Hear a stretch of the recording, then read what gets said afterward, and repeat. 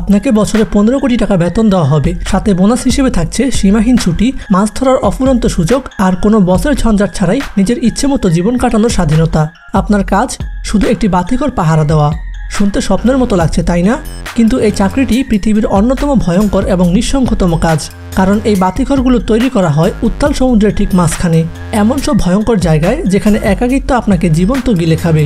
এখানে প্রায় সময় এমন ভয়ঙ্কর ঝড় হয় যে সমুদ্রের দৈত্যাকার ঢেউ এসে বাতিঘরের চূড়া ভেদ করে চলে যায়। এই কাজে মৃত্যু পর্যন্ত হতে পারে। কিন্তু কেন এই বাতিঘরগুলো সমুদ্রের মাঝে তৈরি করা হয়? এর আসল কাজটা কি? আর কেনই বা এর বাতি কখনো নিভতে দেওয়া হয় না?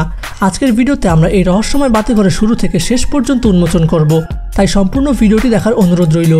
স্বাগত জানাচ্ছি ইনফোটিভি বিডির নতুন একটি এপিসোডে।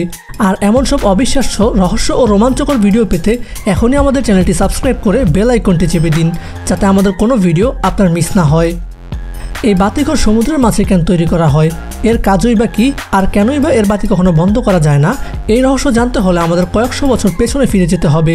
তখন যাতায়াতের প্রধান উপায় ছিল পানিপথ।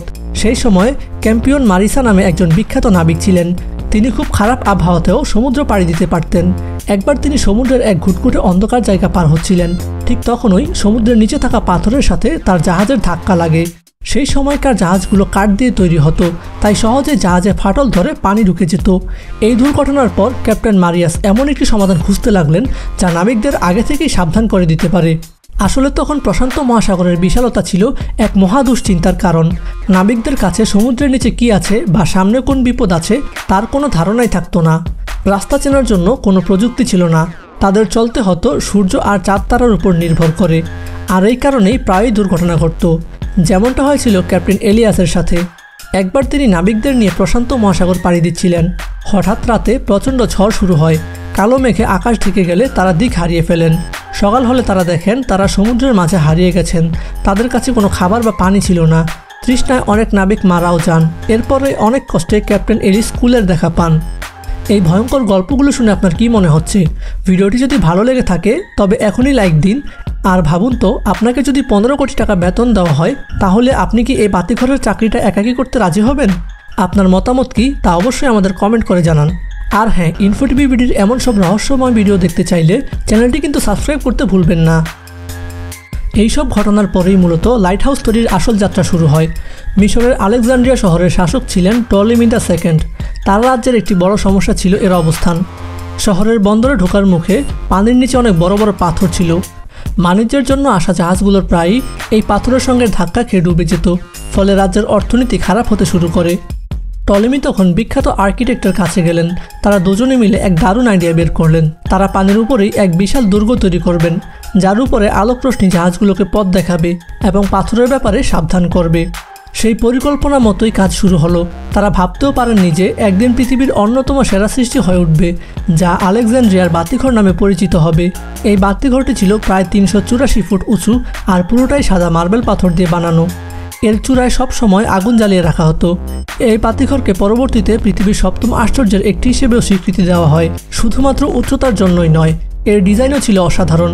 সস্ট্রাসাস আলো বহুদূর ছড়িয়ে দেওয়ার জন্য আয়না আর লেন্স ব্যবহার করেছিলেন। যখন এই বাতিঘরের খবর ছড়িয়ে পড়ল, তখন নাবিকেরা স্বস্তির নিঃশ্বাস ফেলল।